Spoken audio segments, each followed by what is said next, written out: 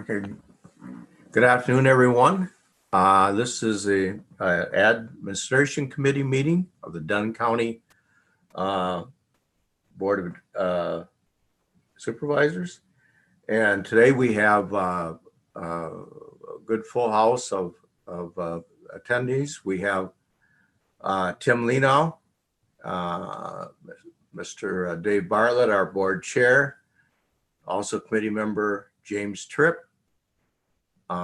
We have, what else do we have here? There's Sheila Story, and we have John Calabrese, our county manager, Paul Miller, and various members of the county staff are here also. Approval of the minutes from December 3rd of 2020. Anyone like care to make a motion to get us started there? So move, Bartlett. Dave Bartlett moves. Supervisor Lenow seconds. Yeah. Thank you, Tim. Any questions about those minutes or any corrections that need to be made? Okay, hearing none. All in favor of approval of the minutes from December 3rd, please say aye. Aye. Aye. Any opposed? Thank you. Minutes are approved. Public comment. We have no public comment yet at this time. Staff reports. All our staff reports were given to us by our staff members who answer this committee in the form of a written report. And hopefully all you got to read through those. Are there any questions from any of the supervisors or any of the staff on the written reports? Can I make a comment? Yes, go ahead, please. I just would like to take the opportunity to introduce Jenna Nutter. I'm sure most of you have met her, but she started the 1st of January as the new HR manager. So I invited her just to introduce her to all of you and join us for a meeting. Thank you, Favorite Heather. people, Jenna. Hello, Jenna. Thank you. Welcome. Thank you, Heather. Glad to Thank have you you very aboard. much. Thank you, Heather. All right. Consideration for action to be taken by the Committee on Administration is approval of a temporary policies related to COVID-19. And could Heather or Paul, who wants to take that? Let Heather take that. Okay, Heather, if you would, please. Heather Murray. I just muted again. So at last month's meeting, I mentioned that the FFCRA, the Families First Coronavirus Response Act, was expiring at the end of December, but we were waiting to see if we received any additional guidance on how to manage 2021. The guidance to this point has been pretty vague. They did not extend it in the form of any reimbursements. They did extend it in the form of if organizations wanted to voluntarily continue it, they could. I should clarify, we are not and were not eligible for the reimbursements, but we were required and mandated in 2020 to still provide that paid leave under the FFCRA. So really, organizations were left to kind of scramble and decide if they were going to voluntarily continue this. One of the provisions of that was if you did continue it, anyone who had already used it in 2020 was not eligible again for additional hours. So it wasn't a reset for 2021.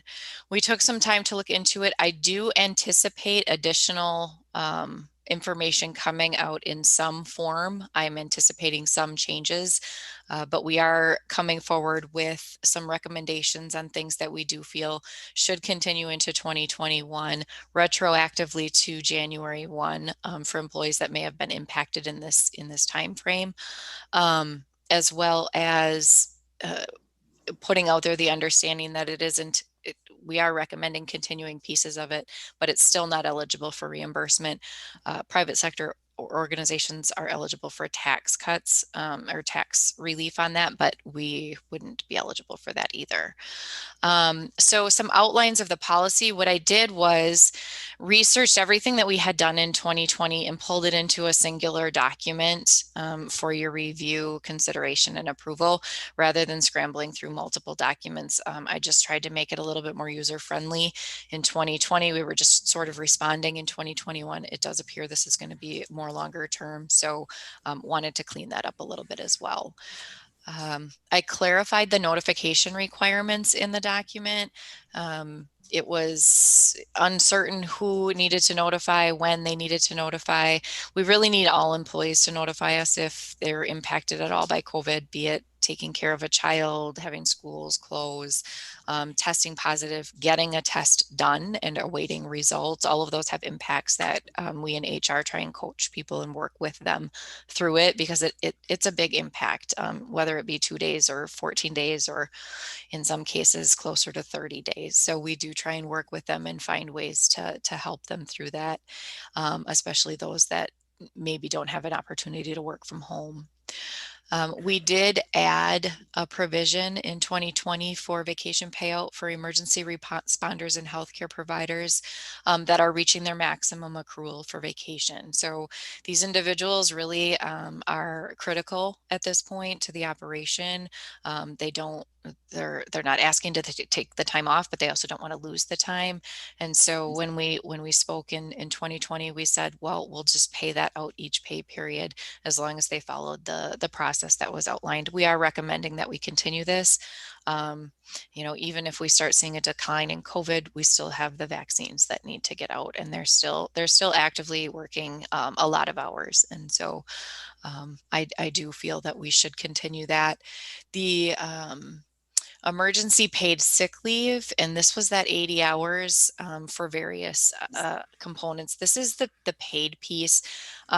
Caring for a family member was only compensated at 2/3. That's what our payroll system is set up for. So we are recommending just kind of keeping it set up the same, keeping the same system in place until we know more for anybody that needs to be off for COVID related illnesses, up to that 80 hours. And again, not carrying it over. So really just following the guidelines that we received, but doing that voluntary component.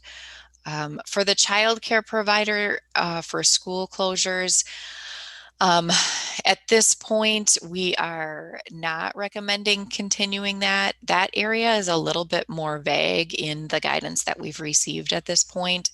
We're unsure if it actually even qualifies under FMLA. There's differing opinions on that. And so at this point, we are not recommending that.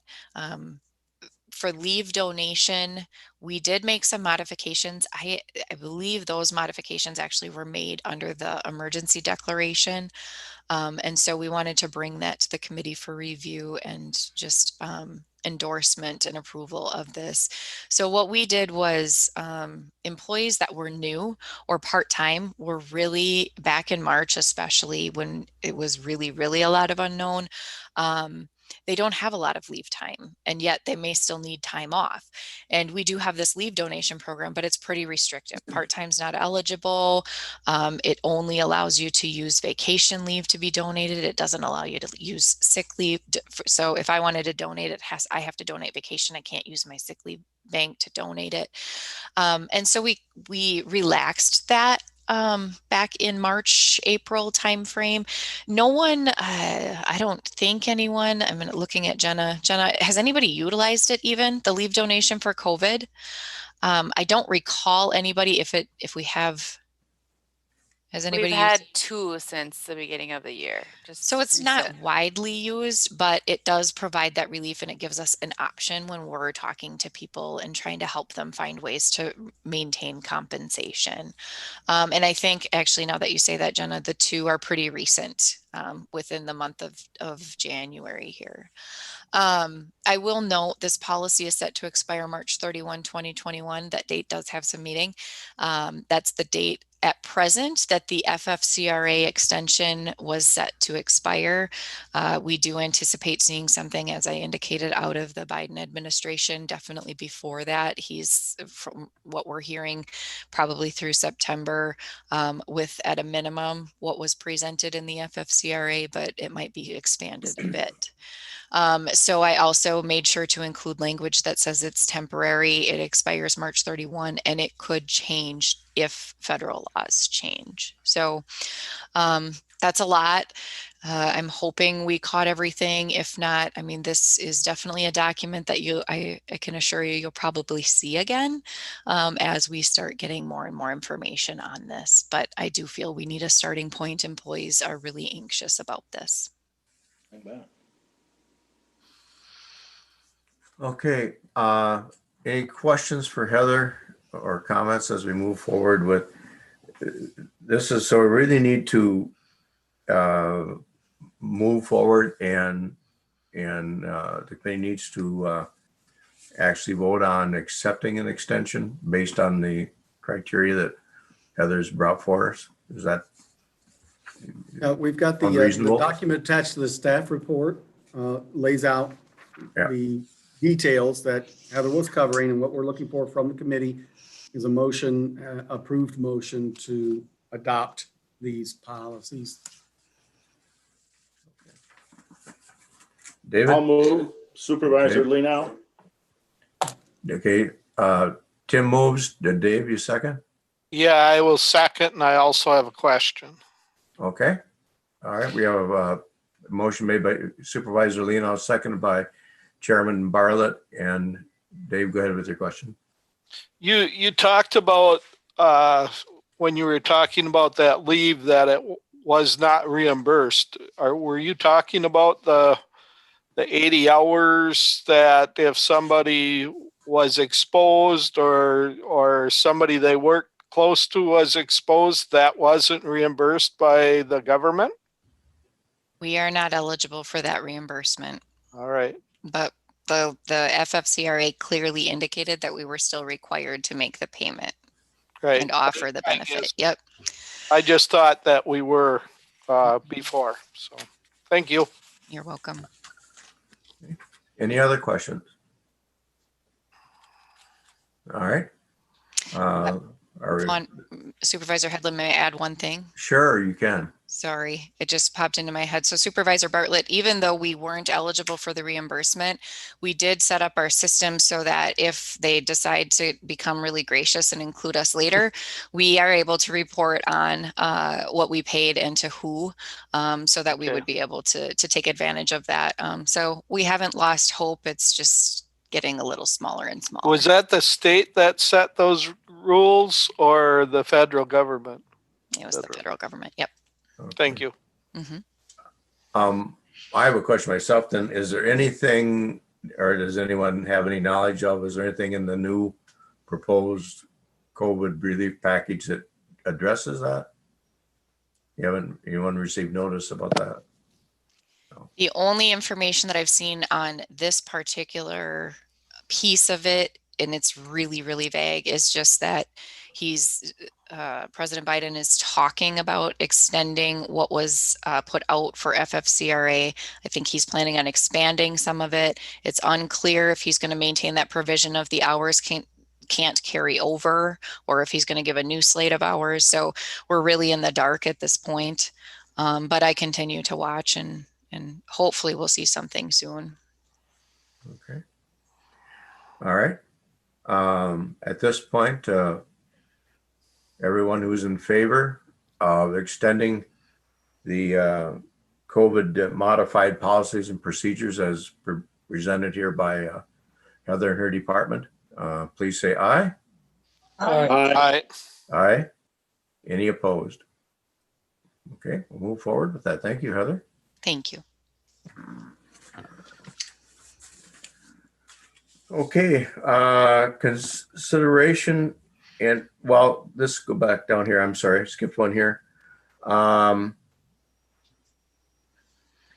Approval of temporary change from exempt to non-exempt for certain public health employees. And who's going to help us with that? Heather I think that's again. me again. Heather again? Okay, go ahead.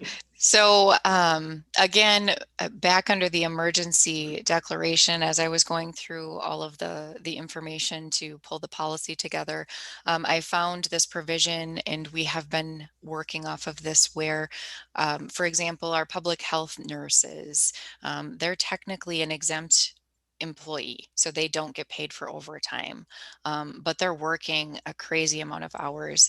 And so since the dollars were reimbursable, many counties around the state, or many organizations around the state, did this, where they temporarily changed the employees from exempt to non-exempt so that they're able to work overtime.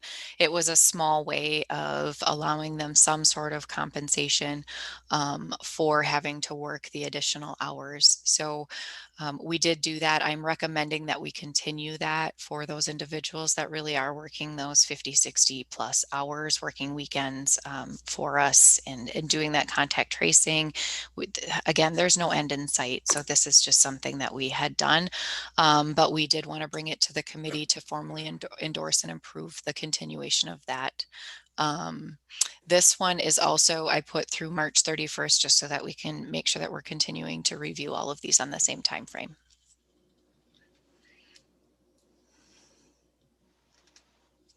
And so if I'm looking correctly at this,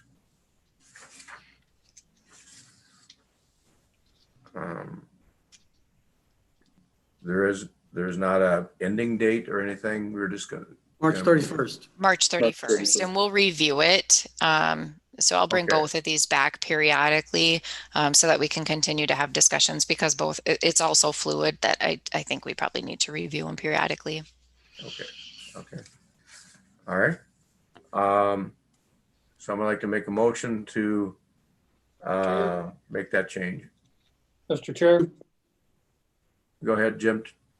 I move that we approve the temporary change of exempt employees to non-exempt as per the document in front of us. I'll second Supervisor Leno. Okay. We have a motion made by Mr. Supervisor Tripp, seconded by Supervisor Leno.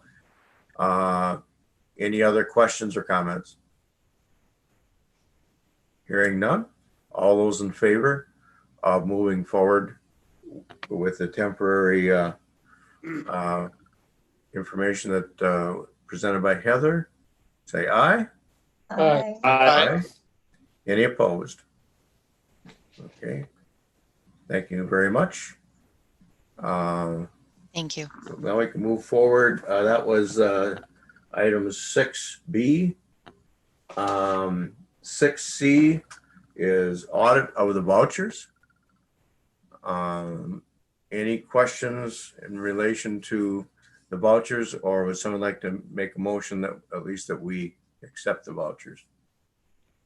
I have questions, Supervisor Leno. Okay, Supervisor Leno, go ahead. Okay, on page 1, this would be on 1110. I'm just seeing that Wisconsin Mutual Insurance Company, we're seeing a group of expenses here, pretty sizable, to the tune of about $110,000. I was just wondering if this figure has had a major change, or is this pretty consistent at this particular time? I can regarding answer the that, insurance? Mr. Okay, Chair. Those are largely the insurance renewals at this point. We would have been going through processing all of that at this time of year. okay. Has there been a big change in this, or up or down? Are you aware? I'm not aware of anything, Heather. I don't know if you heard anything from your team on that, but I have not heard that there was a substantial change in that in comparison to budget. Okay. Thank you, Keith. And I have some more questions. Go ahead. Over again in 1110, second page, I'm seeing the Phoenix and SAP charges here. Is this pretty much the last one? There are periodic charges throughout. We'll want to keep in mind that this was an extended period time frame that these payments are covering. It's not just the normal 30-day-ish window that we normally have at these meetings. Okay. So yes, you've got multiple reports, and sometimes based on the billing of the hourly work, you can have a couple vendor or a couple months of invoices coming in. But yeah, these are within normal parameters. And I will comment too, since you cracked the egg here, All right. it's been a whole lot cheaper with this consultant for supporting SAP than the previous one. So we've really achieved the results that we're looking for. It is an ongoing expense that we can expect to see throughout the year. It's budgeted for that. All right. And I have one other one here. It's probably, I see a double bill for fees for PFM asset management. I'm just wondering why we have two entries other than the fact that, end of the year kind of stuff, that kind of thing, or is it they got paid twice? That would be on 1150. I think it's 2 pages in from where I was. I don't know if I believe Doris Meyer is on the call. Doris? Yes, that is just that there was the timing of it. Again, as Keith had talked about, this is basically 2 months worth of charges. So one bill maybe came in at the end of one period and one came in at the end of the beginning of the next. So it's just a timing. Okay. Well, I didn't see a date on it. That's why I wanted to bring it forward. Thank you. Thank you. Yeah. Thank you, Doris. Anyone That's else? all the questions that I have. Okay. David? Chairman Bartlett, do you have a question? Yes, I do. I Okay. guess it's my turn, and it must be the month to have questions because 1150, there's a number of illegal tax, mostly to the city, one to the township of Menominee. I guess I thought most of that tax stuff was done at the end of the year. So I don't remember seeing this before. So I'm asking a question on what that is. Sure, this is Doris again. Those are notices that we receive from the state for chargeback requests. They are the 7441s. This is an unusually high number this year. I went back and looked in previous years and I have not seen them this high, but there is two different issues. One had to do with Anderson Windows and the other one had to do with Walmart. And so they must have filed with the state to say that they had been overcharged their taxes and gone through the whole process of trying to get their taxes reduced. So then we get notifications from the state saying that there had been excessive assessment, and then we have to pay back our portions, and that's what these were for. Okay, thank you. I do have some other questions, and one is for the patrol. There's a number of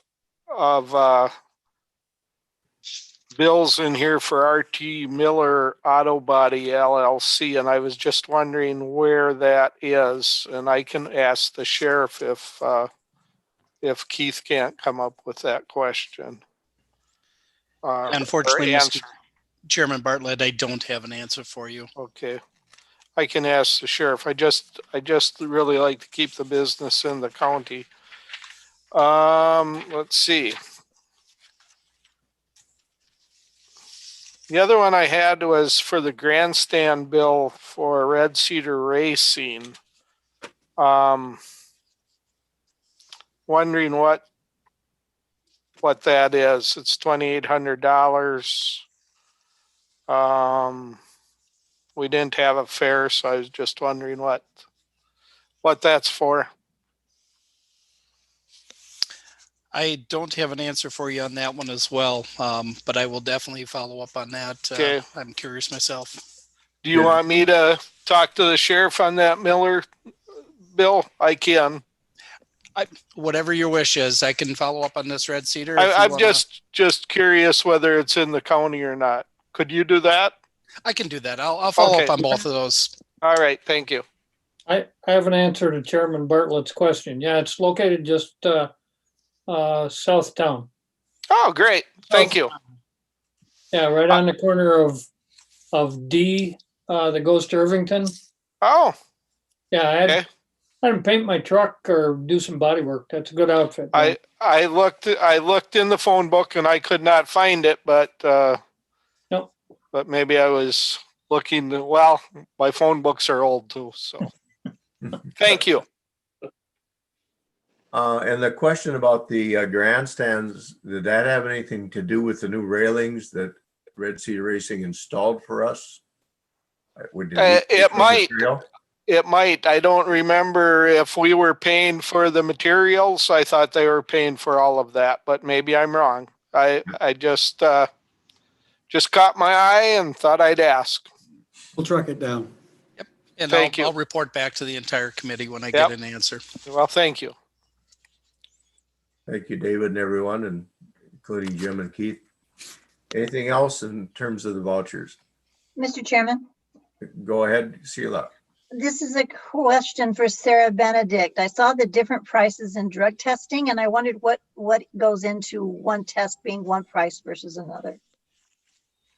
Oh, sure. I'd be happy to address that. So you're probably seeing the totals of the drug testing service. So we have different programs, different grants covering different participants. So bills are paid out according to the number of participants. For example, Family Treatment Court, the Treatment Opportunity Program, those all have different funding sources. So it may one payment that, let's see, like a $700 payment for a drug test Midwest might be several people on that bill, or? Oh, yes, that's probably, yeah, yep. That would probably be our treatment court, which has a higher number of participants, and they get drug tested 3 times a week randomly. Okay. And that's a service that we contract out. Yes. So All right. those bills really depend on the number of participants that are taking part in that service. Okay, thank you, Sarah. Thank you, Sarah. And thank you, Sheila. That was my question coming up later. So I wondered how that worked. Thank you much. Anyone else? Okay. Anyone care to make a motion then to accept the vouchers and we will get our answers, I'm sure, back from our staff. I would make that motion, Mr. Chairman. Thank you, Sheila Story. Anyone I'll else? second. Seconded by, okay. So a motion made by Supervisor Story, seconded by Supervisor Lenow to accept the vouchers.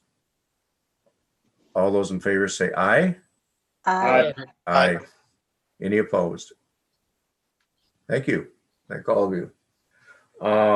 Next on our agenda is item 6D, which reads review candidates for Chief Information Officer. We had a group of us that met and interviewed 5 candidates. Mr. Miller has made an offer and has been accepted, but we're still in the process of background checking and getting everything arranged. So we don't have a, unfortunate name to give you right now, but hopefully everything working out correctly, we'll have a very good new IT manager. So we don't need to go into private or into closed session. 8 is consideration for reports, resolutions, ordinances to the county board from our committee. The first one is the ordinance amending the county code, section 316, parent 3, regarding employee compensation. And that is in your packet. Anyone want to address that for us? I'll take a stab at the beginning and then ask Nick and Heather to make any corrections or additions to what I have to say. But this came out of our budget process for last year, for this year's budget, 2021 budget, where we made the decision as a fiscal matter to freeze the steps. It is something that we vetted with our corporation counsel, and the county board had the authority to do so. But we thought for clarity's sake, it would be wise to amend this portion of the county code to make it overt that we have the authority, the county board has the authority, depending on funding appropriated, to continue to allow employees every year to make the steps upon a successful completion of their duties for that year, which means they can be suspended as they were last year, should the fiscal matters dictate that is a prudent thing to do. So this is simply put it into code, clarifying something that we already had the authority to do. That's it. Want to have any questions for Nick or for Paul, Heather? All right. So I'd like to make a motion that we approve this ordinance. I'll make the motion to approve it. Okay, thank you, John. Supervisor Calabrese makes a motion to approve, seconded by Supervisor Tripp. Any further questions for staff? Hearing none. All those in favor of approving this amendment to the ordinance, please say aye. Aye. Aye. Any opposed? Okay, passes. Thank you very much. All right. Next item is B, and that is a resolution approving continuation of a self-insured workers' compensation program that we now have in force. There is again a copy of that ordinance and some information provided by Heather. Does anyone have any questions of Heather or Paul on this? Okay, again, If I may suggest, Mr. sure, Chair. Paul, thank you. Would you please explain very briefly what the resolution is about? All right, go ahead. Yes.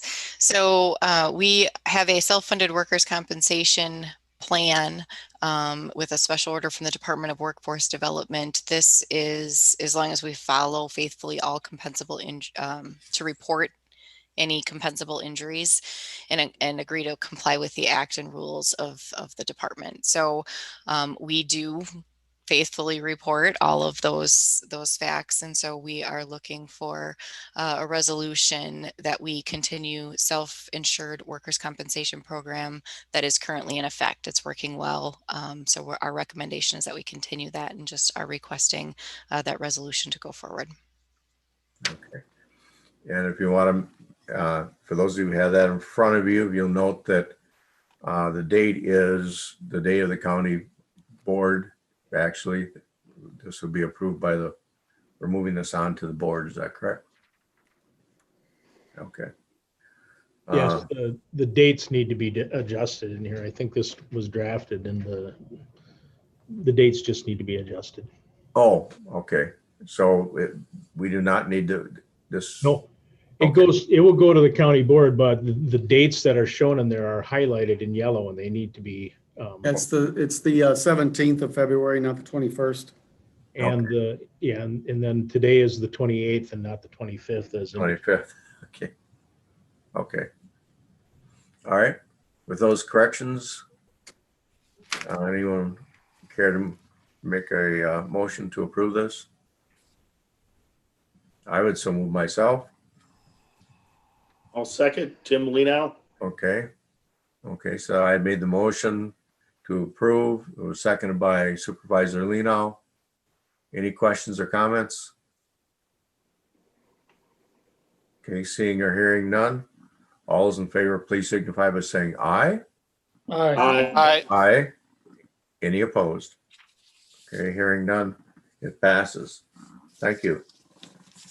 Okay, we're down to number 9 already on our list of things to do today. Anyway, announcements. And we have one, and that is that the next meeting date will be February 25, 2021. Does that match up?